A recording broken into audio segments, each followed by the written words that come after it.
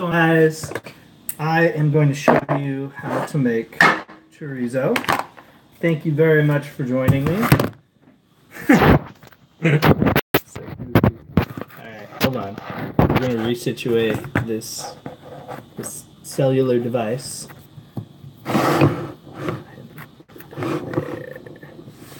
Alright, there we go. Cool. Okay, so this is really easy. You need either a 30 to 20% fat pork or beef or a mixture of the two. And you need preferably a food processor. If not, you have a meat grinder that will, I guess, work. It's a lot of cleanup. Or a blender, but you can only do a little bit at a time. Use the food processor. And I've made this several times, and I've kind of come up with the recipe that works for me. This is what I like the most. Now, the thing about chorizo, and this is a Mexican chorizo, so we're going to like blend up meat and make it really, really fine and put lots of spices in it, and then you cook it. This isn't necessarily chorizo that you're going to put into a casing and hang and let dry into a kind of like spicy, smoky salami. So it's not a Portuguese or Spanish chorizo. It's more so the Mexican style chorizo. Now that being said, if you wanted to take don't do beef. If you wanted to take ground pork and it would, the same way you'd make salami, the same kind of pork with the same fat content ground the same way, and you wanted to put these spices into there, then go ahead. All right, so as for these spices, I'm going to go over the list really quick. And I'm going to have to walk around and pick this stuff out really quick. But anyway, as for these spices, you're going to want to put as much of each of these spices as you like into your meat. I just know what I like. And I actually don't have measurements on here. I'll be smelling and adding spices as I go. So number one is, and all these, by the way, if they're dry, well, they're like all dry. All these you're gonna want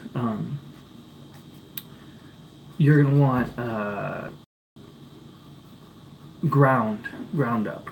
I mean, like, it's gonna be kind of obvious. You don't want star anise. You don't want like a thing of it in your meat. You want it ground up. So anyway, ground anise, paprika, smoked paprika. So paprika is going to be sweet. Smoked paprika is going to be smoky. And it's good to have both. And the more you have, the more red color you have. So that's nice. Pork or beef, like I stated, between 20 and 30% fat content. If you want pork and then you want your fat to come from beef and you want lean pork or vice versa, that's fine. It doesn't matter which way you do it, as long as you have between 20 and 30% fat. Honestly, more fat better. More fat's better. Pepper, just black pepper. Cloves.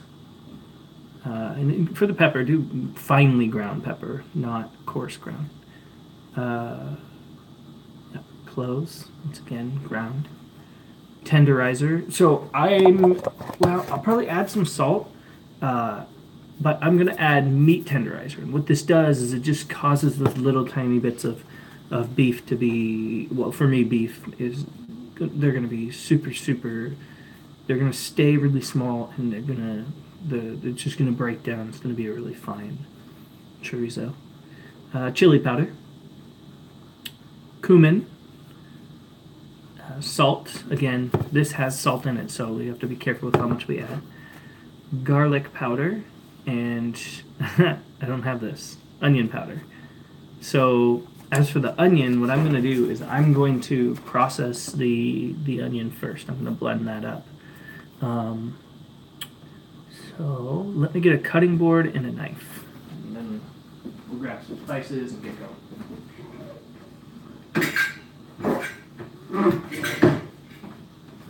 You can also add a little bit of wine to this if you want. Keep the acidity up, and that'll help it stay good for maybe a couple days in the fridge. You really want to cook this fresh or within 24 hours, and if your stuff's not super clean, super sanitary, and your ground beef is not really cold, I recommend you just eat it right away because there's a lot of uh, surface that is exposed to the air and touching things such as maybe your hands or the wooden spoon or the side of the knife or the food processor where there's just the likelihood of contamination goes up. So you really want to keep it within either the amount of heat that is for cooking or the amount of cold that keeps things safe. That's going to be between about 40 and 140 degrees is going to be that danger zone. So anything under 40 degrees, anything above 140 degrees, it should be safe. So we've got our meat tenderizer. Go ahead and give you a better view of that. Meat tenderizer, smoked paprika, some salt. You can use iodinized salt for this. I do recommend using iodinized salt as much as possible. And the reason why I do that is we're all about pink Himalayan salt and black salt and sea salt and like grades of how good your salt is and all that from the sea. And that's all great, don't get me wrong. Oh, rock salt, yeah. That's good. There's nothing wrong with that. But there's a reason why we eat iodinized salt is that the iodine prevents something, I can't remember, botulism or something like that. And we're supposed to keep that in our system. So just make sure you eat iodinized salt every once in a while. So anyway, salt, smoked paprika, we've got the tenderizer. Let's grab cloves, ground cloves.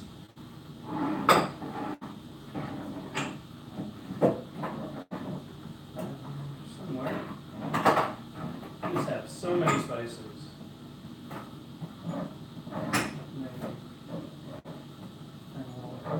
Saffron, ginger. There's some cumin. Oh, that's not good. That's a mixture. Must be. Boy, guys, I'm not finding it. Allspice. I may have to grind my own cloves. That's okay. Here's some pepper. Finely ground black pepper. See, it says pure ground. Yeah, whatever. It will usually say finely ground. Oh, I thought this video was going to go quicker. Sorry about that. Let me grab some more stuff. Chili powder. Chili powder. Ground clove. Ground leaves. I had this stuff in the other room, that's why. Sorry about that. Paprika. This is ground anise. It's not labeled because I ground it myself. Star anise. I got ground cloves, if it'll focus for you, which it's not. And chili powder. So let's see here. Anise, paprika, smoked paprika, pepper, cloves, tenderizer, chili powder, cumin, salt, garlic powder. Garlic powder. And then I don't have onion powder right now. I meant to pick some up, but I didn't, so I've got an alternative. These beautiful young red onions. Actually, they're not young red onions.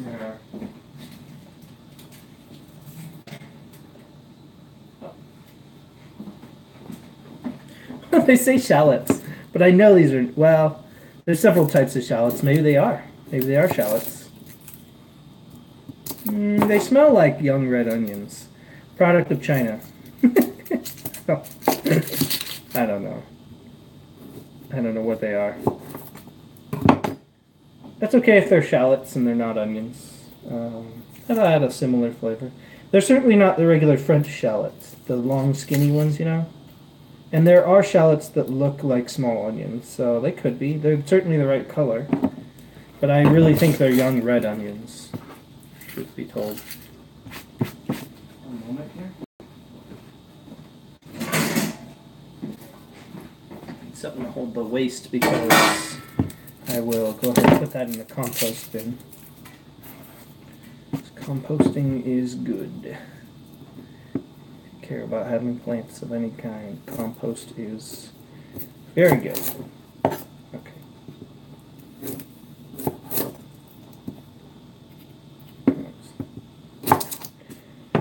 Slice it.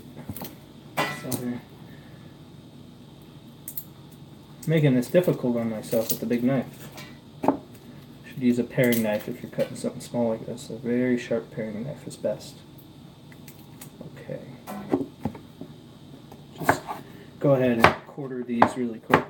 I'm going to toss them in the food processor.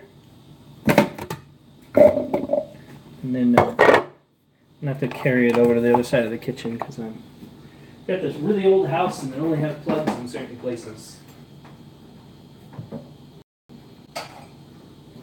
Okay.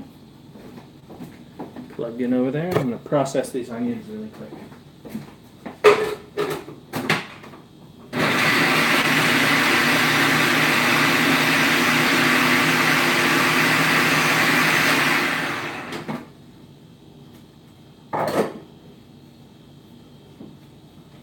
I'm just going to take a rubber spatula and go ahead and move those off the wall of the processor. Chop them up a little bit more, hopefully. Get them a little bit finer. And I'll show you what they look like.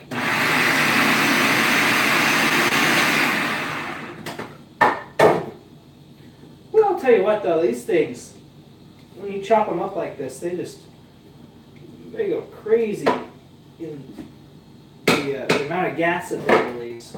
Clear off the edge of that. Turn the camera around. So yeah, I made sure I got them off the wall and then blended them up a little more. I just finely dice shallots or onions, red onions. Really all that is. Oop, let me turn you guys back around. There we go. Ooh. Oh man, that stings it. Really stings the eyes. Okay, ground beef. I'm going to be running this through the food processor because it's not ground fine enough for chorizo, not in my opinion. Not for a good Mexican chorizo, which is just super finely ground. More like blended, which is why I'm going to put it through the food processor.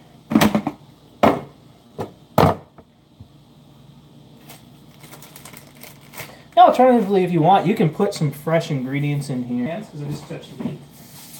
Actually, I washed them with soap and water. Here.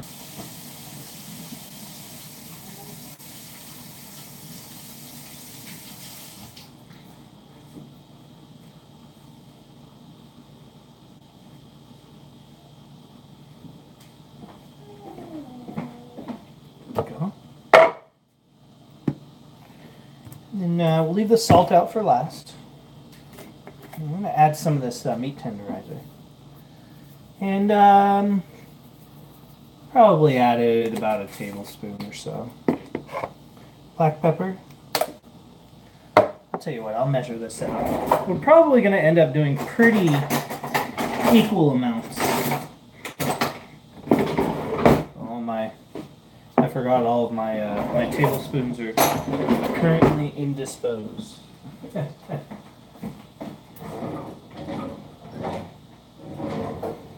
think they are.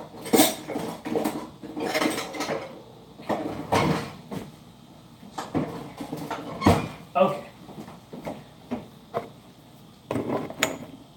Black pepper.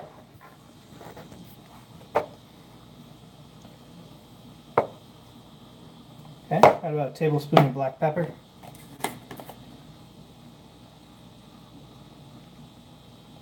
A tablespoon of... Oh, I have a half a pound of meat, I forgot to tell you, of ground beef. That's probably more like a tablespoon. Alright. Now, 2 tablespoons of smoked paprika. There we go. Maybe 3. No, 2. Regular paprika. 2 tablespoons. Ground cloves. All right. This is strong. I'm putting a pinch in. So, I don't know, 1/4 of a teaspoon. The anise. And I like more anise than I do. So I'm doing a 1/2 teaspoon. More anise than cloves. You can do 1/4 to start. It might be a little strong. Now chili powder. I'm doing about 3 tablespoons. That's about 3. There we go. So we got our spices. I'm going to kind of evenly distribute them around the food processor here. There we go. Now that's a good start.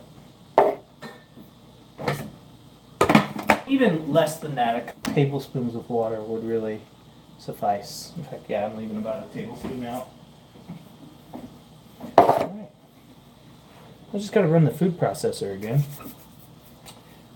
And I'll be right back.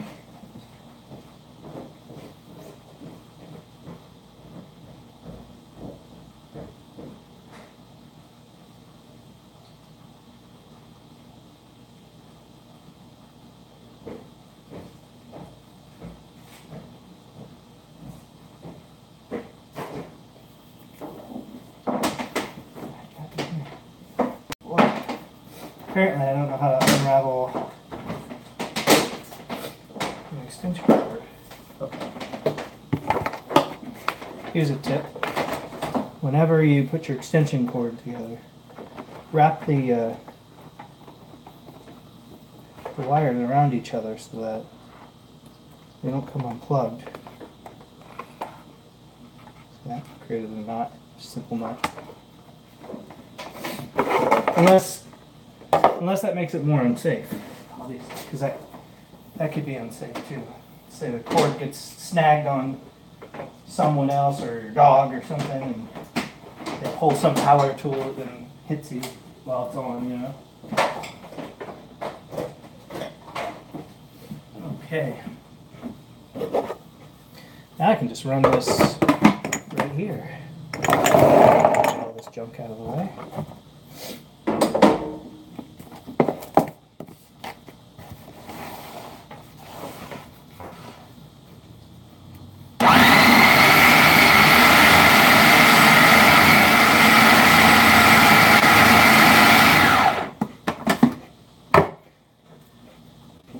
And you'll want to like push it down a little bit here and there. Just kind of get it to evenly cut up. Just kind of do what you can to get it to blend up evenly.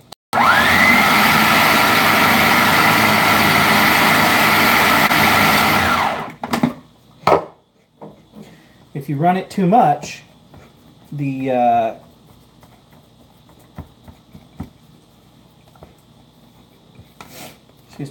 if you run it too much, then the meat will heat up. It'll get into that danger zone quicker. So you kind of want to keep it down in the blade so that it can do its job without the blades whirring around and heating up the meat.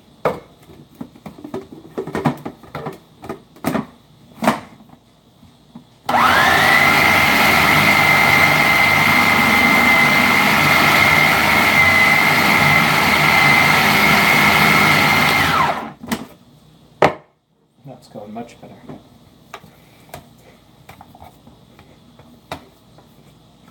Now, smell it. Decide if you want more spices or less spices, and what type of spices you want more or less of. You might want more anise. You might want more chili powder. Just kind of think about what the flavors are like for each of those spices and go from there.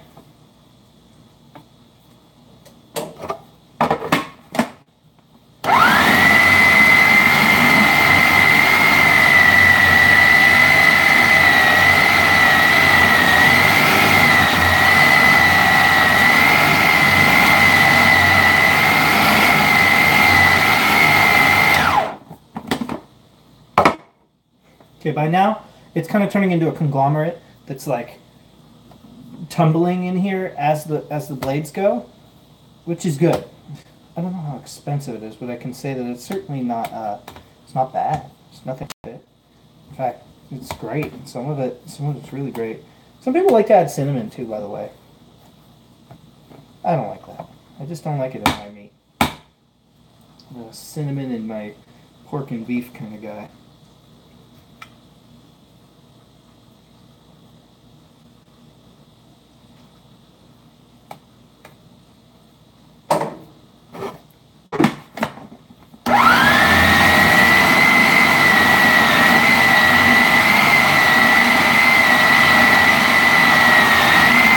Oh yeah.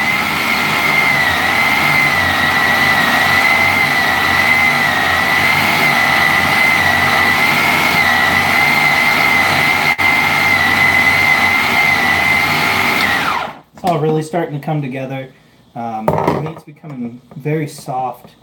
I'm kind of moving around. There's still little bits of beef that's just still kind of chunky. Now here's the thing. You know that it's done when it kind of forms this orange paste, sort of. And you can feel it with your fingers to get an idea of what it feels like for future reference.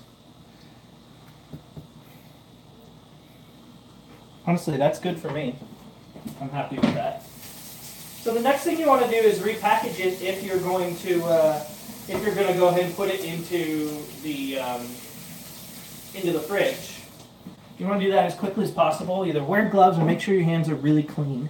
Don't touch anything else. Once again, you don't want to contaminate this because there's a huge surface area on this meat. So all I'm going to do, well, mostly what I'm going to do here. Oh, what am I doing? No.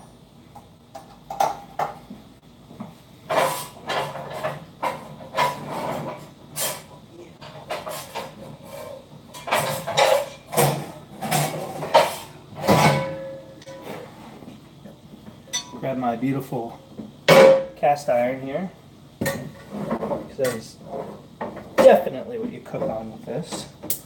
And turn it on high because what other temperature is there? I'm going to go ahead and cook this up. Because like I said, it doesn't keep for terribly long. It's not very safe to keep it. And it's delicious. I'm ready. I am ready for some of this. Now while it's cooking, get yourself a wooden spoon or whatever you prefer to use when you're cooking in a cast iron. Any kind of utensil to move it around. And make sure you move it around a lot. Move chorizo around a lot. And make sure that it's not forming chunks of meat if you can help it. You want the chorizo to kind of turn into little pills of just deliciousness that's frying in its own fat, which is why we wanted that high fat content in the first place. If you follow these instructions and you go out and you go get some low fat content beef, I guarantee you really won't be very happy with the results. You'd be like, I don't know, it's just like spicy chunks of ground beef. I don't know, maybe you'll be happy, but if you've ever had chorizo, then you may not think that I know what I'm doing, but trust me, I do. This is very, very good quality chorizo. I mean, it's as good as it gets, right? If you wanted, you could start with, you could get your own cuts of meat instead of starting with pre-ground beef.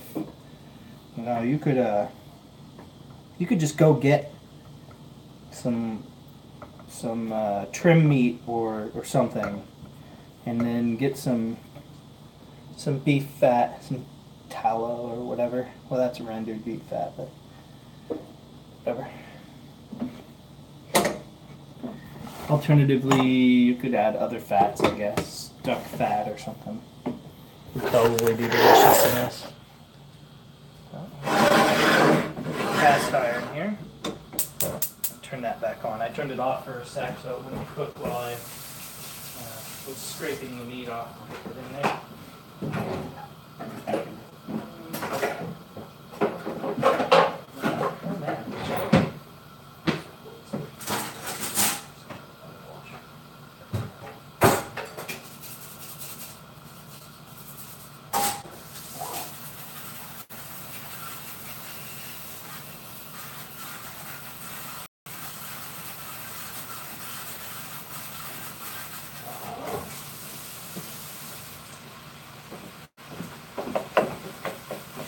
Alright, and once again, like I said, I'm just going to break this up. Just gave away my GoPro, and I was like, I'm going to do more videos on YouTube. It would be really useful to have that GoPro. I'm just breaking this up so it doesn't form large chunks of meat. So I certainly don't want that. And see it melt away like butter? Just delicious. I didn't add any salt, by the way, in case you didn't notice. I'm going to cook this a bit, and then I'll add some salt at the end once I can test the flavor. If I need to. I'm just trying really hard not to get chunks of beef, if I can. I'm not looking for taco meat, if I can help it. And if I do, then I guess that means that I should have blended it more or had a higher fat content. Or probably both. It's pilling a little bit.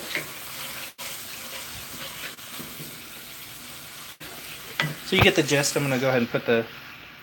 You get the gist. I'm going to go ahead and put the camera down. You guys can just watch me stir something that you can't see. It's easier for me to do this right. Now, something else you can do is you can take a can of tomatoes and throw it in here. Like crushed tomatoes. Oh man. So good. And you throw that in some tacos. Really what I like to do is make the chorizo and then put it up against the side, squeeze all the fat off, and then the fat runs into the other side of the pan, and then I fry eggs in the fat. And I'll fry those eggs until they are they're cooked, but we've got a runny yolk, so like basically over medium. And then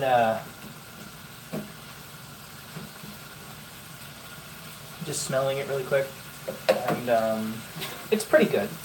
You can add twice as much spices as I did, and still just get absolutely excellent results. So I'll cook those until the yolk's runny, but the whites are cooked, and fry them in the fat, you know. And then, or quail eggs are really good in it too. And then I'll toss the eggs or an egg and some of the meat in the chorizo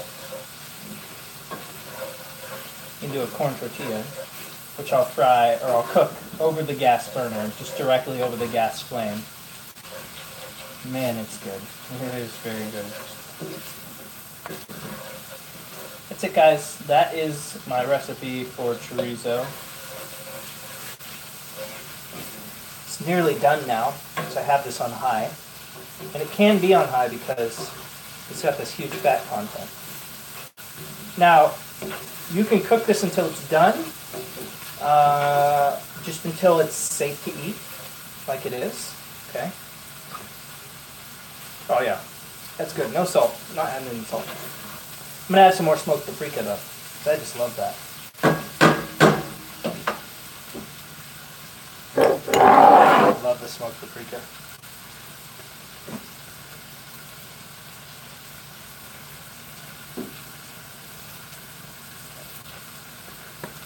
That's another good tablespoon or so of paprika I popped in there.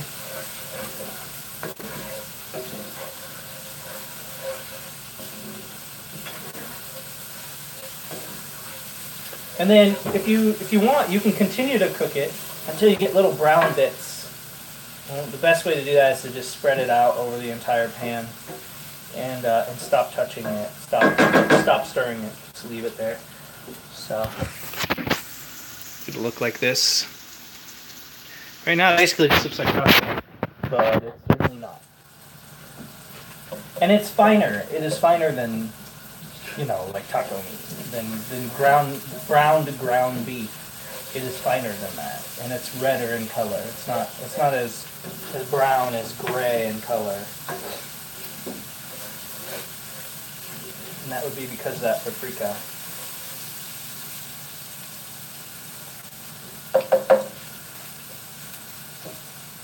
And the texture is just tender and very, very fine. That's good. I'm gonna add. I think I want more garlic. Onion powder would have been really good for this. Oh, I added another teaspoon, probably, of garlic there. Do some more paprika. A good teaspoon of paprika. Additional paprika.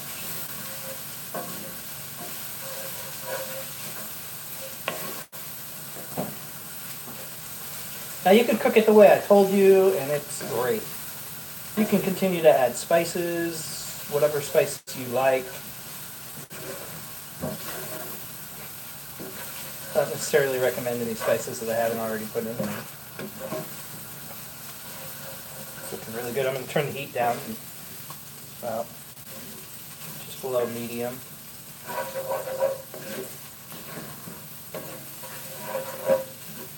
I'll taste this again really quick. Now it's perfect. That is just great. It just depends on every time you make it. You might Man, it looks so like gray, yellow in color. It is like deep, dark red. It's so beautiful. Wow. If I can. There you go. Now you get a little bit more of that red color. It's okay. Very, very, very good. So what I'm going to do now is I'm going to take the spoon and I'm just going to kind of try and squeeze. I'm used to way more fat coming out of it. Might be because I actually blended it more this time. So it's just holding on to that fat, which is fine too. If we don't get enough fat, we just add some olive oil and we can fry our eggs. Or whatever kind of oil you really prefer. Yeah, I'm not really getting the oil out of it. There's just a little bit along the ridge. I'm not going to spread it out because there's also meat in there and I don't want it to burn on the bottom of the pan. Remember, I turned the heat off. Now what I'm going to do, I'm just going to make a little spot to cook some eggs here. Add the olive oil. I'm adding enough olive oil. I'll show you. Whoa. Just throw the phone around. It's enough olive oil to really fry those eggs. And it's not extra virgin olive oil. Absolutely not necessary. Just use the regular stuff for this.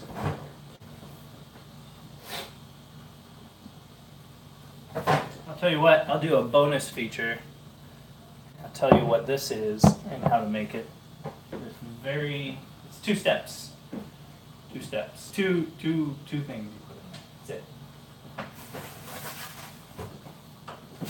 Now this pan should have a lot of residual heat. And I'm going to try and use that to cook the eggs, and if I need more, then I can add more, and that's okay.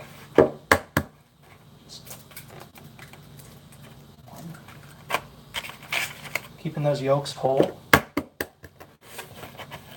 2.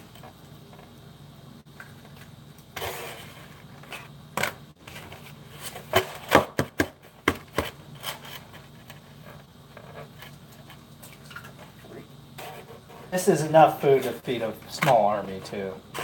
I'll be probably eating this for a couple of days. It'll stay good after you cooked it for several days in the fridge. Up to a week probably, I'd say. If your fridge is nice and clean. That's an egg shell. Ouch. You get eggshell out with an eggshell. That's a trick. I'm not using right now. Oh, I lost an eggshell. That's okay. That'll happen. Alright. One more egg will fit in there.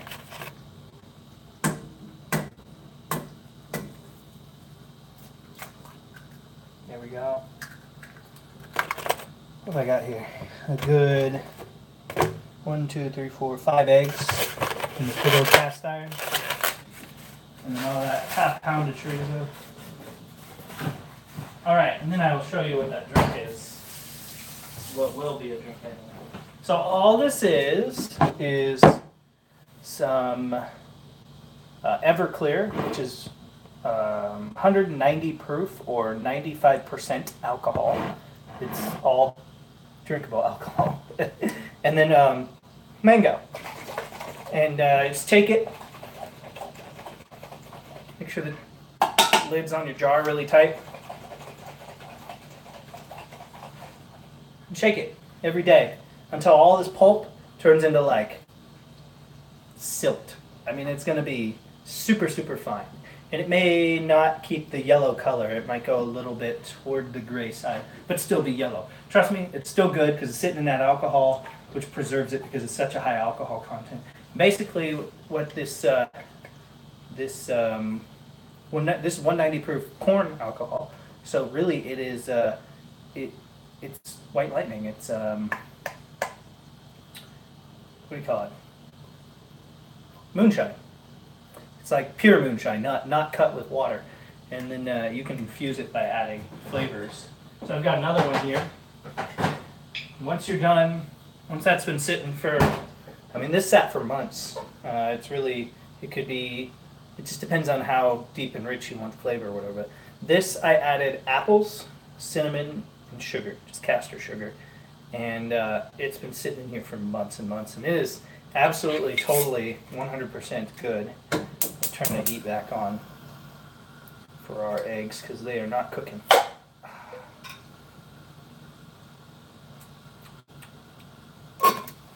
It's delicious.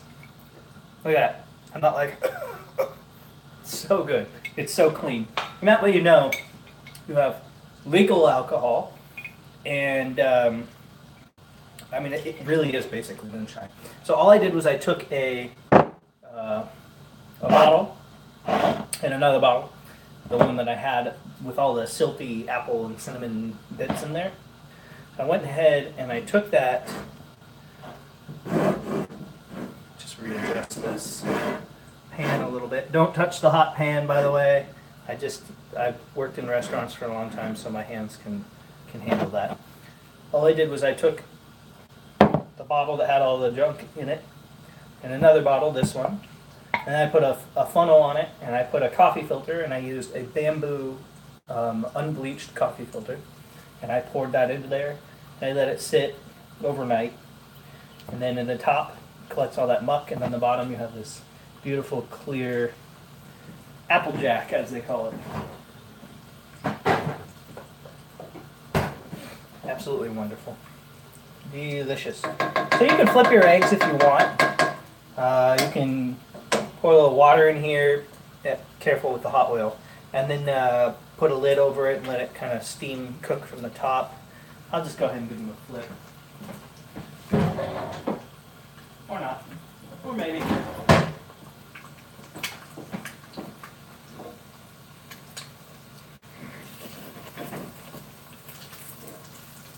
Whoops! Slid right off. Didn't even flip. I'm not gonna lie. After all the time I spent cooking in restaurants, I'm still pretty poor at flipping an egg. I couldn't flip a pancake or anything flat for a very long time. Years and years and years. And then, I don't know. One day I just could. Oh yeah. I'll show you what these eggs look like. Beautiful. Oh, there, now the red color's coming through in the meat. The contrast to that instead of to black. You can tell. Look at that beautiful color in the meat. And it's all over the eggs as well, of course. And not going to get a lot of salt from the meat onto the eggs necessarily. So I'll go ahead and take our salt and very cautiously add just a little bit to the tops of these eggs to make sure the flavor comes through. And if you want, you can add a little pepper. I'm going to go ahead and do that. Or whatever you want, really. Whatever you like on your eggs. Okay, I'm going to turn the heat off because these are going to be cooked through once it cools off. There we go. Pepper.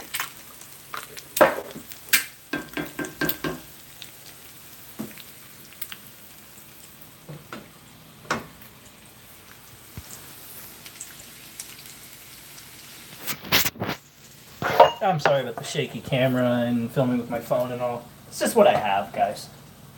Hope you don't mind. I'm just going to move that away from the heat a bit here. And then I'll show you what I do with those tortillas. For a while, I gotta make sure they're good.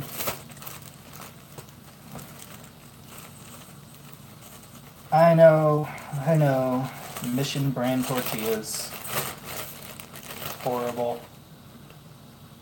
Oh, they're all cracked. Garbage. I can make chips out of these, but I don't know about tacos. These are cracked.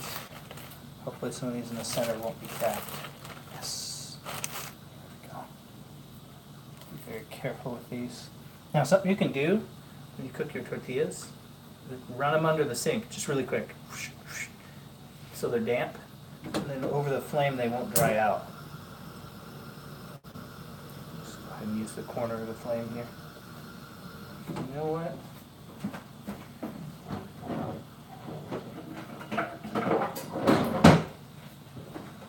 I have a hard time flipping that with my fingers on that hot flame. Just very carefully turn these. Probably grab a plate for that too.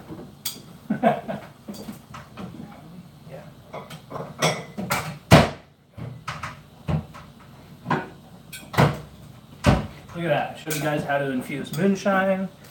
And not just how to make chorizo, but how to use it in a recipe, which is eggs over medium, a runny yolk, tortillas. I mean, you can use flour tortillas. I just have corn right now. Whatever you like is fine. It's what you like, right? How do you drink your bourbon? It's gonna be my new catchphrase. My neighbor.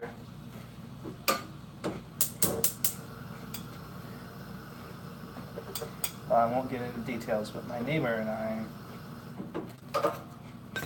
were discussing some things about people. And we realized that it doesn't matter. All these things we get so upset about all the time. About people, how people upset us and how we upset them. Ultimately, oftentimes, it just comes down to nobody's wrong. It's just how do you drink your bourbon? You know? They do it their way and you do it your way. Hispanic, well, at least Hispanic ingredients, breakfast, or whatever you want to eat it. It's kind of dinner now, and I'm going to eat it. Hope you guys enjoyed this episode. If you like these, go ahead and give me a like and subscribe. And if you don't like it, then give me a thumbs down, but tell me why. Have a great day, and God bless.